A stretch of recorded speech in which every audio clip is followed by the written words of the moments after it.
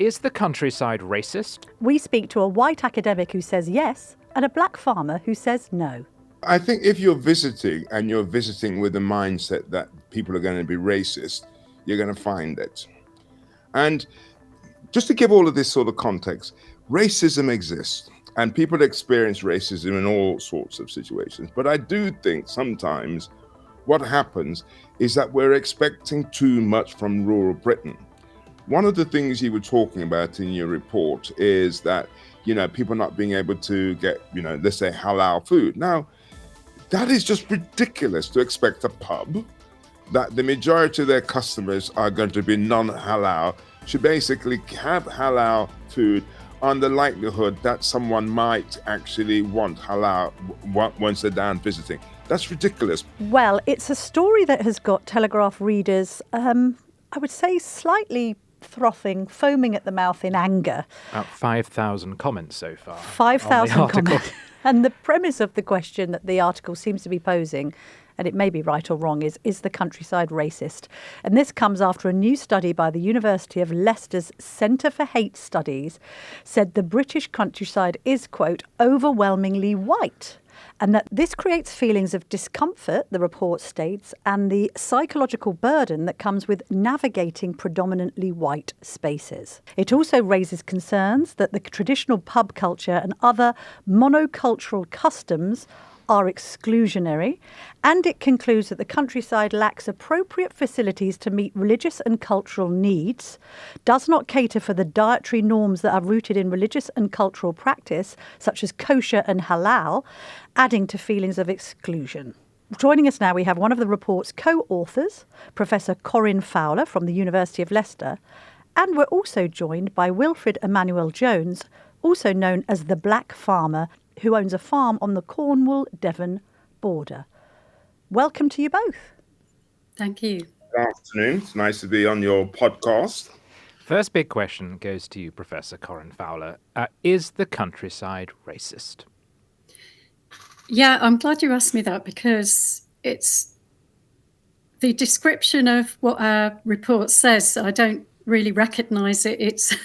It's picking out details that makes it look kind of quirky.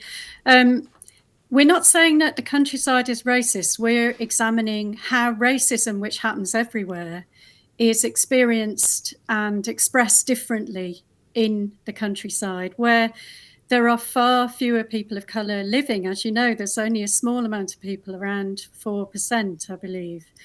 And so what we found is that racism is prevalent, but it's often subtle. It's not always overt. It's not all about racial slurs. It's not all about shouting or physical violence, although we did find many, many examples of that which had not gone reported and won't show up in the statistics. But what we found was that really there was a sense of being kind of watched, sometimes stared at, sometimes glared at. There's a kind of sliding scale, and that it was quite tiring for people to feel that they were under surveillance in some way, even if that was not intentional racism. But we're also, something you didn't mention in your introduction, is that one of the findings is that some of the worst affected are children who have received a lot of racist bullying in schools. So, for example, one of the people we spoke to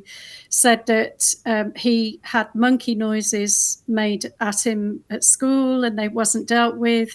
Others told us that they were called terrorists when they were children at schools, and again, it wasn't dealt with very well.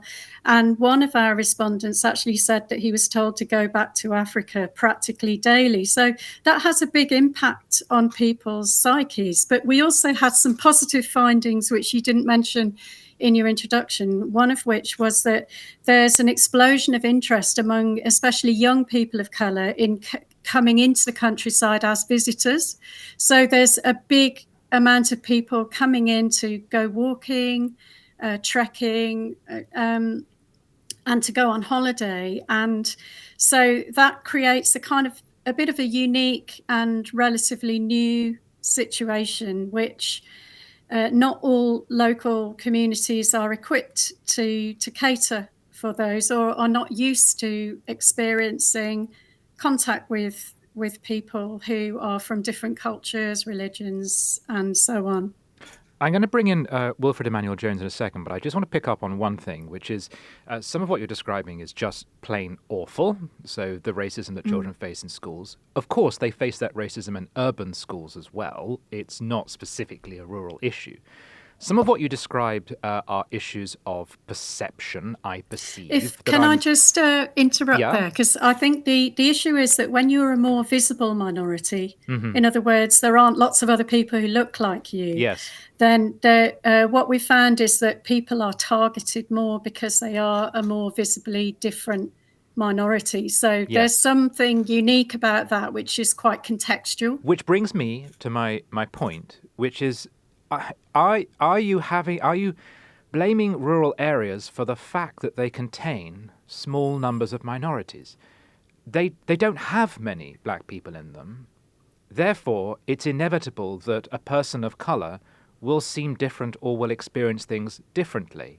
The tone of the report is that there's something morally off about the countryside, but really it's just a demographic issue. There just aren't that many people of colour in there. So when they do visit it, they are different. Or when they live in it, they are different. Yeah, you see my point? I think it's an interesting point, but I think we need to get away from blame, shame, or guilt. What we're doing is we're talking to people about their experiences of being in the countryside, including some white residents who are definitely anti-racist and very concerned about some of the things they've seen. For example, Facebook petitions to try and get families of colour out, things like this. But I think that what we're doing is we're just reporting on what people have told us. So these are findings. They're not opinions or us being moralizing. We're just saying, this is what people are experiencing. Let's have a conversation about it. Let's not dismiss it, because part of our research, as well as speaking to people, involved an analysis of 193,000 words on social media and below the line comments under newspaper articles about rural racism. And we found that the overwhelming impulse that people have is to dismiss this, to dismiss this experience, to deny it, and to suggest that it's not happening. And I think the thing to remember is that as a white person, I've not experienced racism in the countryside, and not all of our respondents did. Two of the people we spoke to had never experienced racism in the countryside. And that's great, because there are strong communities which are very supportive of people of colour as well. And that was one of our other findings. But there seems to be this inherent suggestion that if you're in a minority in any sort of geographical area, then you're automatically subject to racism. As a white person, you haven't experienced racism in the countryside, but you might in Tower Hamlets. You might, the rap community isn't particularly open to white people. Are you automatically treated as racist? I mean, Tim made the point before we come on air.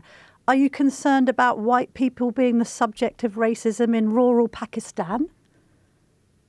Well, that's not the topic of our study. There hasn't been a study in a couple of decades into where we are with expressions of racism in the countryside specifically, as opposed to the city. And so it's not about making moral judgments so much as saying, well, let's have a look. Let's see what we find. Let's listen to what people are telling us. Let's believe them. Let's empathise with each other and promote empathy. And let's see what people are experiencing. And what people are experiencing, it does take a toll on them. If you are in a minority, it's inevitable that at some point you might experience some difficulties. And the more we understand about that, the more we can respond in a positive and constructive way. Well, let's bring in Wilfred.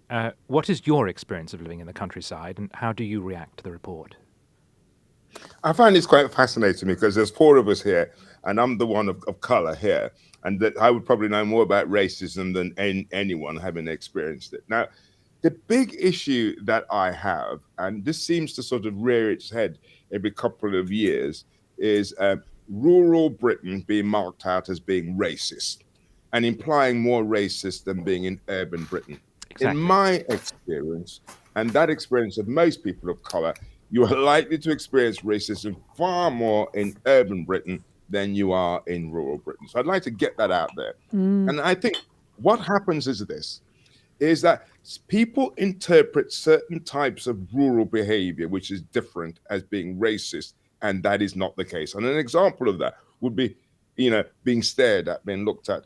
If anybody who, whether they're white, whether they're black, and they're not local to that particular community, I see on the street, they are going to be stared at. Yes. Because one of the things that you actually love about being part of rural Britain is that you know who your neighbors are, you can rely on each other, and therefore, if you are a stranger, you are going to be viewed differently.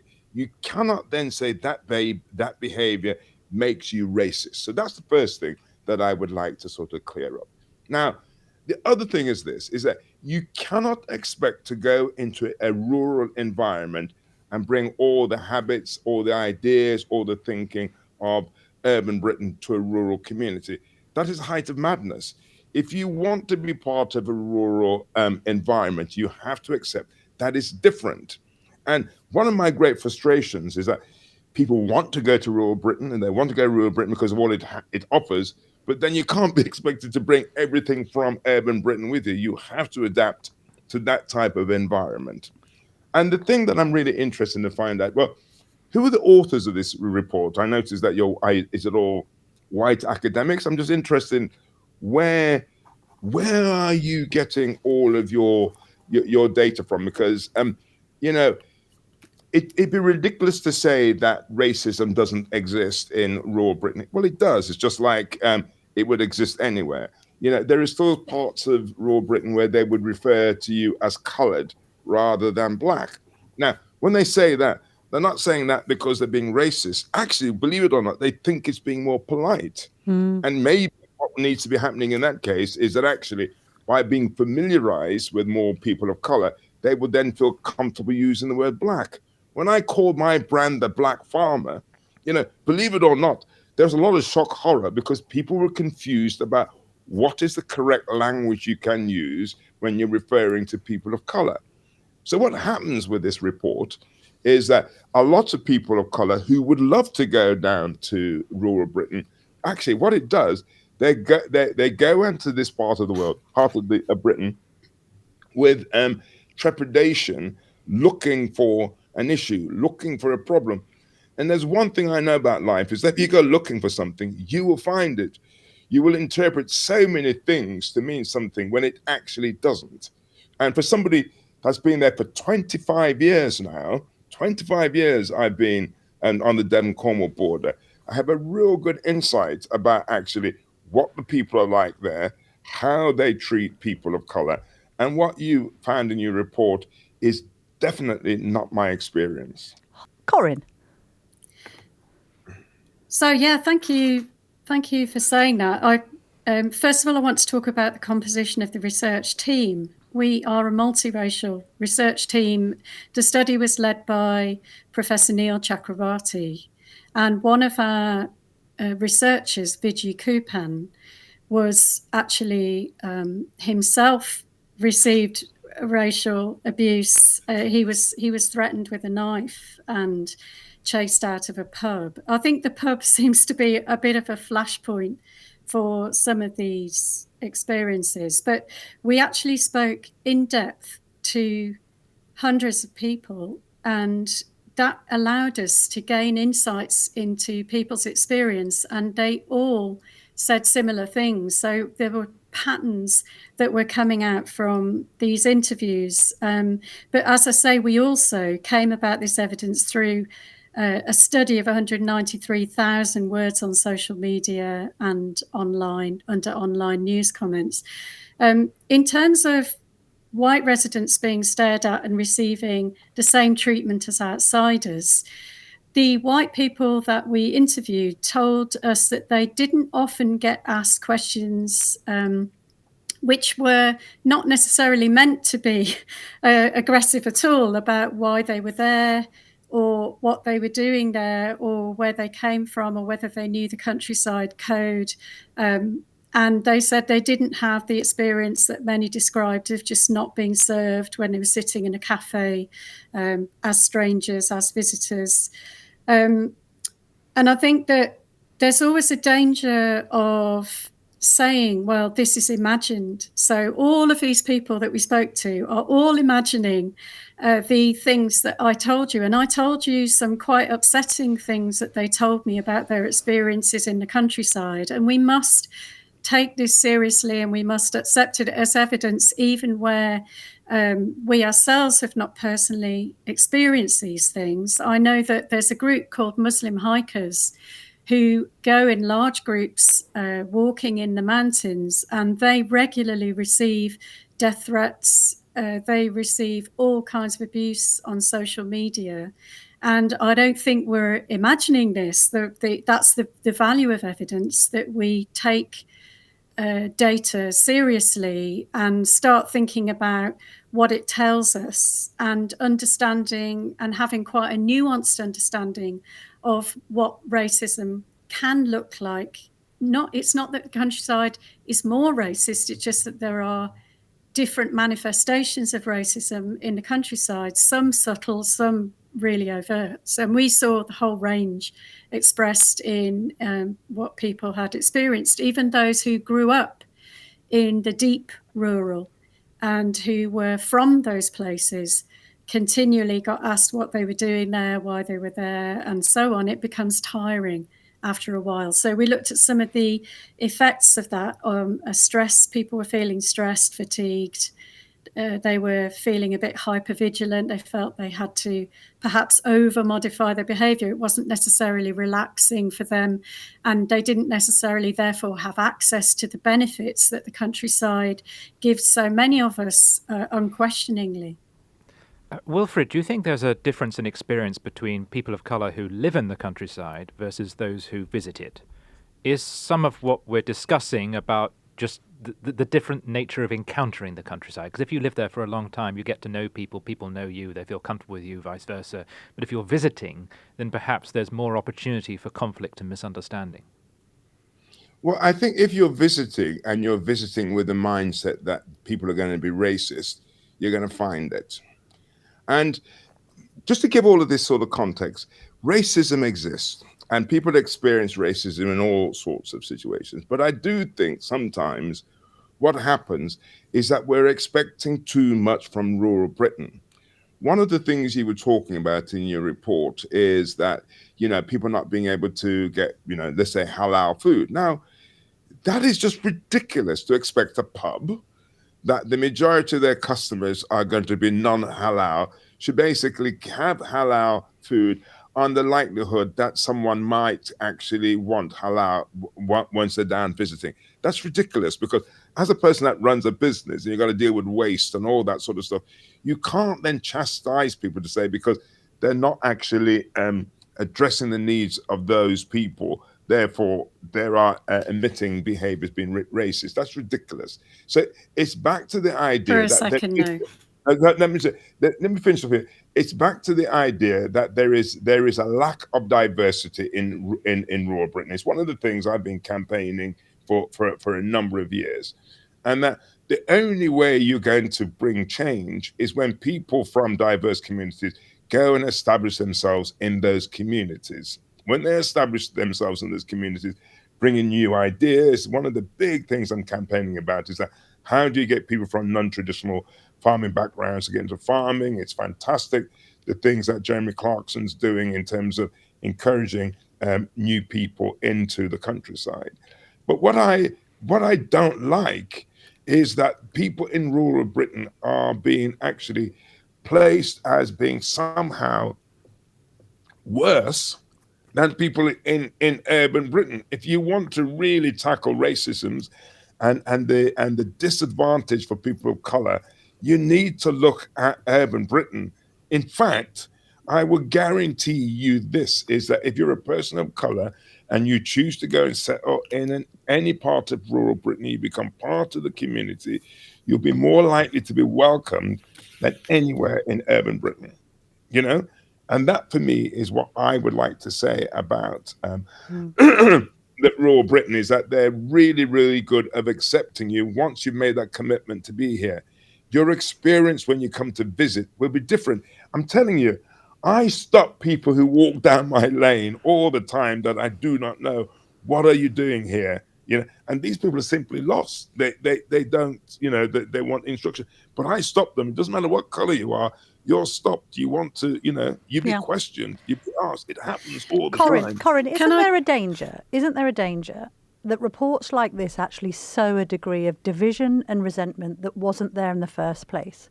Because often these reports come out and they have the sort of strange effect of making white people feel, you used the words earlier about people being made to feel stressed and judged, and they have to be over-vigilant. What you're doing is sort of making white people feel guilty for something they haven't even done, ascribing sort of beliefs because of just demographics. I mean, I'll repeat the example. If I went, very recently, I was in Hemel Hempstead and I heard this beautiful gospel music. And I walked past this church and it was full of black people. It must have been an evangelical church. I sort of poked my head around the door. I was the only white person there. They sort of turned back to look at me and I was just being nosy and had a look. And then I went on my merry way. You know, I wouldn't think that people at an evangelical church full of black people should be serving me, you know, a full English breakfast. I would expect them to be eating Caribbean food and doing their thing. There's nothing racist in it. That was just their environment. I just feel that these reports come out and they're designed to be good things and you're trying to do good. But actually, I feel that they can be quite divisive, unfortunately, in their findings, because they're attributing behaviour to people that have never considered once somebody like Wilfred. You know, I walk past the Black Farmer shop every week. It's at Television Centre where I do this morning. You know, it looks like a lovely shop. I really couldn't care less what colour Wilfred is if he's producing tasty sausages and cappuccinos. Well, his sausages are very tasty. I want to come back on the halal thing because it's been taken out of context. And I think that often these kinds of studies are reported on. People read the articles about it, but they don't go and read the reports themselves to kind of get a more subtle picture of what's being said. The halal thing is an interesting one because it's a little detail, almost a footnote in our report, which was mentioned by white people, white residents, and suggested by them as well as the people of colour that we interviewed. The context for this is that there's been an explosion of interest in visiting the countryside, especially by young people of colour. And so when they visit, it's not just about halal and kosher food, but having good vegetarian food or vegan food or gluten-free food. Which means that it makes economic sense in the hotspots where people are visiting, like the Peak District and Cumbria and so on, where there would actually be a market for it. So I think that is just a kind of throwaway comment by a number of people who responded to our study. But I think it's also important to not just to place the onus on people of colour to modify their behaviour when in rural spaces. I mean, we all modify our behaviour everywhere, but it was this, I don't think we should be too quick to dismiss, and this is something we found, this quickness to dismiss and deny that this is even an issue. What people are telling us they are experiencing, they can't all be imagining it. And Nobody's I think we suggesting they're imagining. No, yeah, sorry, but hang on, let I me think just clarify. Nobody's suggesting they're imagining anything, but the report, which is carried out by the Centre for Hate Studies, has gone looking for it's gone with a thesis, and it's gone looking to stand it up. And you're saying that we've misreported this. The report is talking about feelings of discomfort. It's talking about the psychological burden that comes with navigating predominantly white spaces.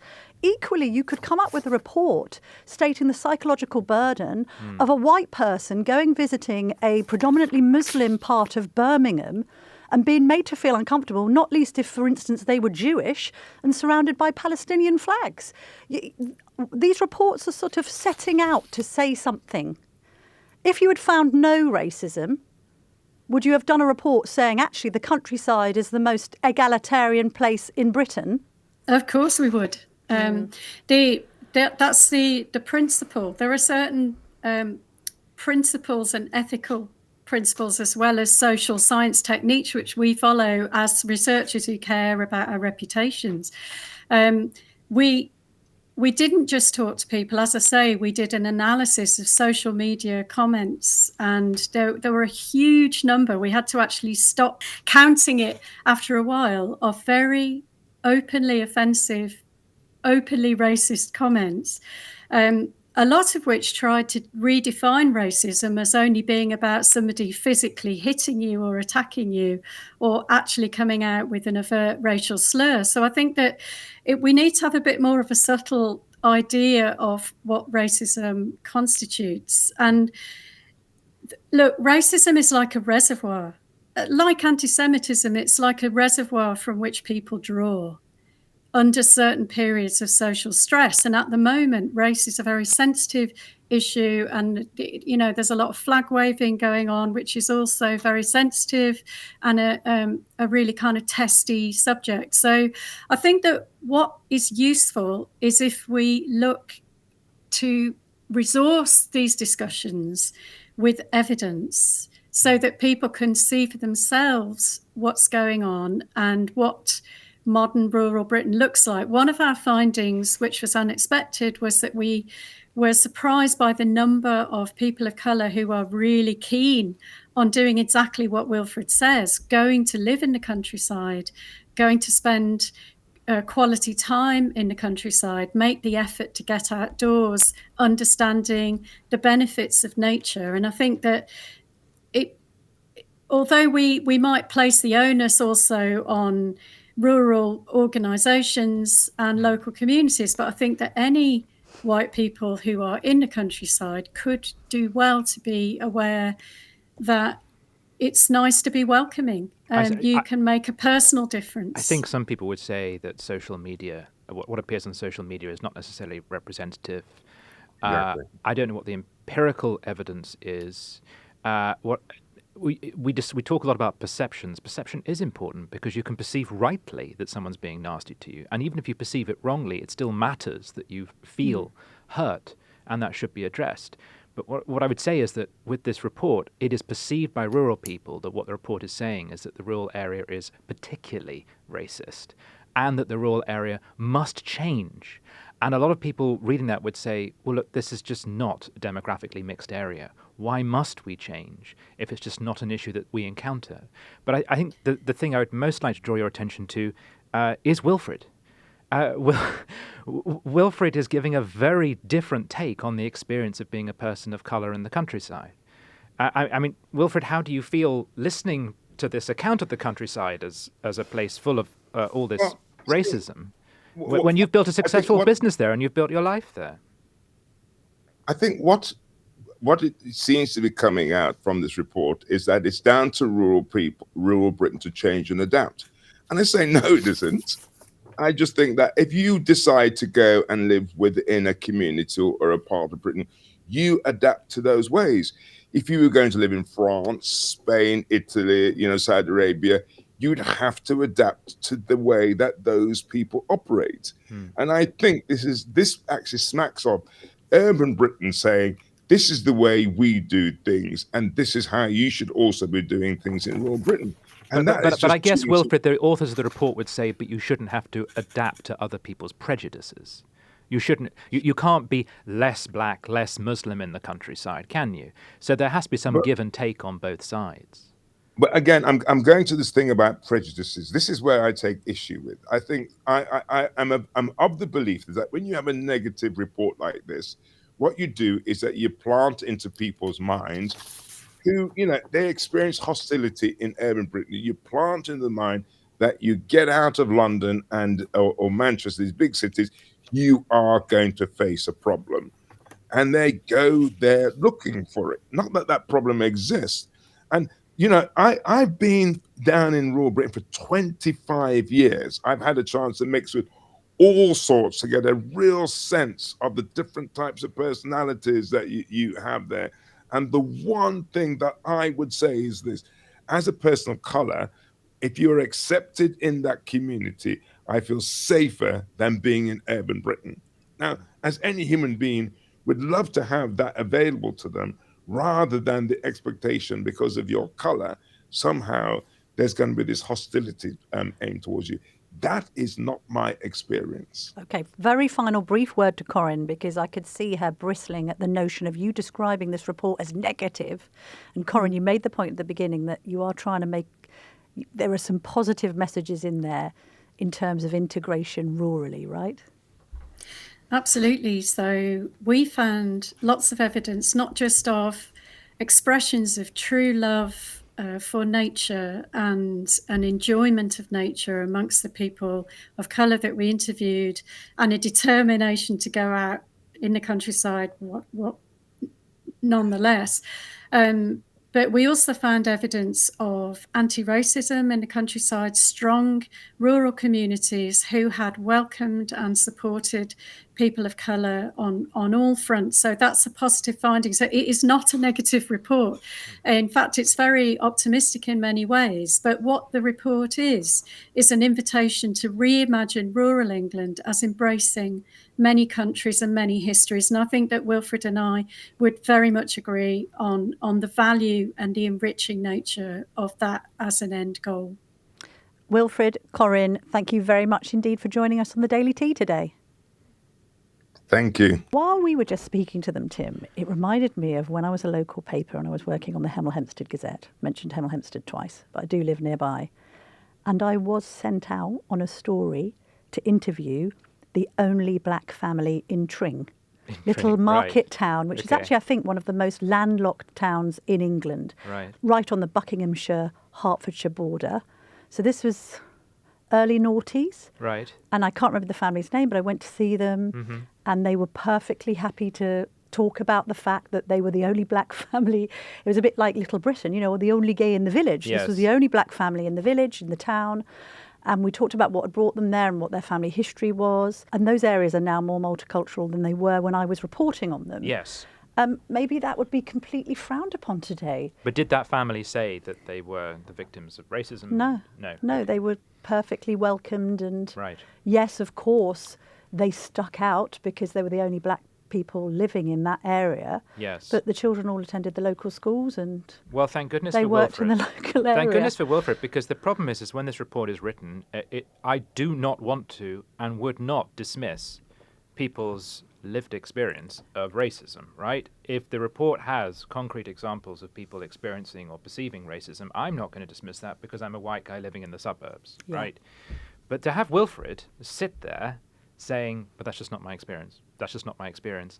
I don't get quite how the report answers someone like him who says, but I actually am in the area and I can say that's not how I feel it.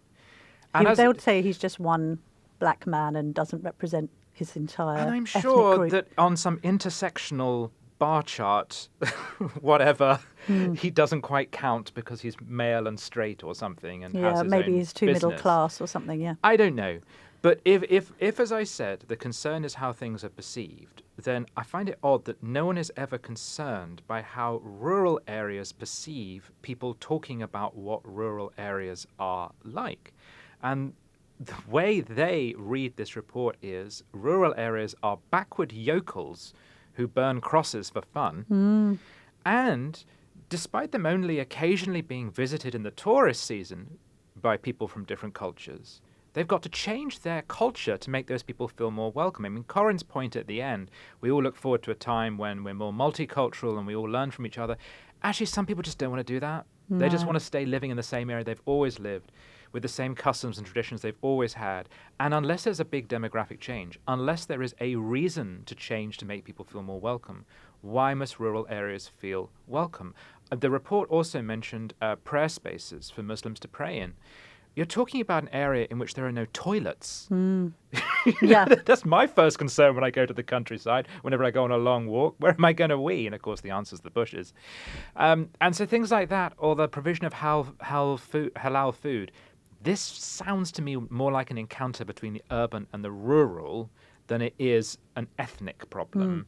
It's about you just don't realize that we don't have a great provision of anything. When No. I went to Wales, the restaurants over the summer, the restaurants closed at 8. Yes. Never mind halal food. I couldn't get food Yes. because I'm an urban guy and I didn't realize also, they all shut early. Anyone on a special diet can take their own food with them, and you can take a and prayer you can mat. bring a prayer mat. You can and take you can a find rosary. A space. I can You know. take a rosary. And I also have to say, when we went to the Arran Falls, it's just full of Asian families. Because there's a good train service towards Bangor from Birmingham, places like that.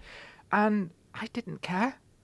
We noticed because, you notice we're in Wales, and hey, literally everyone at this waterfall is Asian, but we didn't care. No. You just Just happy that it's being visited. That's most people's experience of anything like that. You notice, and then Right. you move on.